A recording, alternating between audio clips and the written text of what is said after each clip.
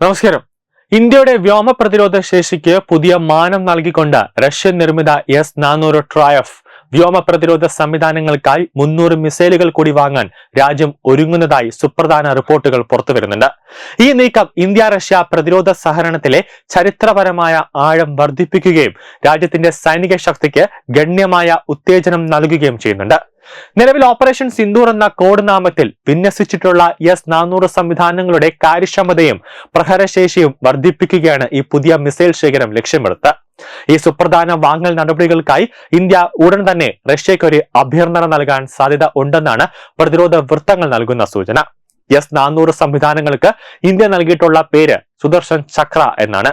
ലോകത്തിലെ ഏറ്റവും നൂതനമായ ദീർഘദൂര ഉപരിതല വായു മിസൈൽ സംവിധാനങ്ങളിൽ ഒന്നാണ് റഷ്യയുടെ അൽമാസ് ആൻഡ് രൂപകൽപ്പന ചെയ്ത ഈ പ്രതിരോധ കവചം. 400 കിലോമീറ്റർ വരെ ദൂരമുള്ള വിമാനങ്ങൾ, ഡ്രോണുകൾ, ബാലിസ്റ്റിക് മിസൈലുകൾ എന്നിവ ഉൾപ്പെടെയുള്ള വ്യോമ ഭീഷണികളെ നേരിടാനും 600 കിലോമീറ്റർ വരെ ദൂരമുള്ള ലക്ഷ്യങ്ങളെ കണ്ടെത്താനും ഇതിന് കഴിയും. മഹാഭാരതത്തിലെ ഭഗവാൻ വിഷ്ണുവിന്റെ ഐതിഹാസിക ആയുധത്തിൽ നിന്ന് പ്രചോദനം ഉൾക്കൊണ്ട ഈ പേര് കൃത്യത, വേഗത എന്നിവയാണ് സൂചിപ്പിക്കുന്നത്. കൂടുതൽ പ്രതിരോധ സഹകരണങ്ങൾ ലക്ഷ്യമിട്ട് ഡിസംബർ 5-ന് പ്രധാനമന്ത്രി നരേന്ദ്രമോദിയും റഷ്യൻ പ്രസിഡന്റ് വ്ളാഡിമിർ പുടിനും തമ്മിൽ നടക്കാനിരിക്കുന്ന കൂടിക്കാഴ്ചയിൽ 5 S-400 സ്ക്വാഡ്രനുകൾ കൂടി വാങ്ങാനുള്ള സാധ്യത രാജ്യം തേടുമെന്ന സൂചനയുണ്ട്.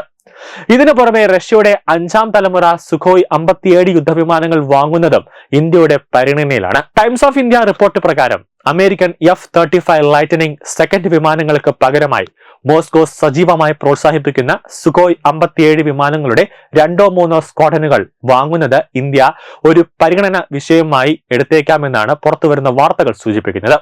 പ്രതിരോധ രംഗത്തെ ഉന്നത വൃത്തങ്ങളെ ഉദ്ധരിച്ചുകൊണ്ടുവരുന്ന റിപ്പോർട്ടുകൾ പ്രകാരം 2035ഓടെ പൂർണ്ണമായും തദ്ദേശമായി നിർമ്മിച്ച സെൽത്ത് വിമാനമായ AMCA വ്യോമസേനയുടെ ഭാഗമാകുന്നതുവരെ 5ാം തലമുറ യുദ്ധവിമാനങ്ങളുടെ കുറവ് നികത്തേണ്ടത് അത്യാവശ്യമാണ്.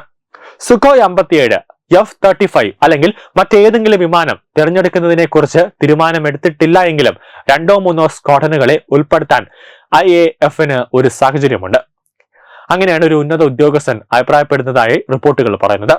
ചുരുക്കത്തിൽ ഈ സുപ്രധാന നീക്കങ്ങളിലൂടെ ഇന്ത്യ തങ്ങളുടെ സൈനിക ശേഷിക്ക് പുതിയ മാനങ്ങൾ നൽകാനും ഭാവിയിലെ വെല്ലുവിളികളെ ഫലപ്രദമായി പ്രതിരോധിക്കാനും ഒപ്പം തന്ത്രപ്രധാന പങ്കാളിയായ റഷ്യയുമായുള്ള സൈനിക സഹകരണം കൂടുതൽ ദൃഢമാക്കാനും ലക്ഷ്യമിടുന്നുണ്ട്.